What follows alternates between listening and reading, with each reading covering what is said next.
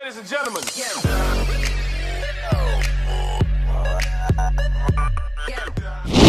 Oke, assalamualaikum warahmatullahi wabarakatuh. Selamat datang kembali di channel Sarjana Sopir Tembak. Di video kali ini gua mau ngasih tahu caranya gimana supaya font di Windows 10 itu nggak buram ya. Di video sebelumnya gua ngasih tahu tutorial gimana caranya supaya komputer kita nggak lemot ya. Kita hapus-hapusin semua sampah yang ada di komputer.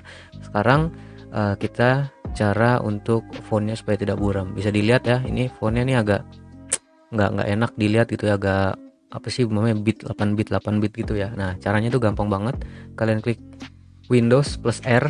Nah, kalian ketik City Tune. Kalau kalian oke, nanti keluar seperti ini. Nah, tune on clear type, kalian checklist aja. Lalu next.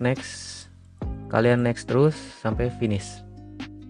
Nah, udah fontnya udah kembali normal lagi guys. Itu aja, gampang banget ya. Buat kalian yang ada komentar atau mau tutorial apa, silahkan klik di tombol komentar. Jangan lupa klik tombol subscribe. Sampai jumpa kembali di video saya selanjutnya. Dah.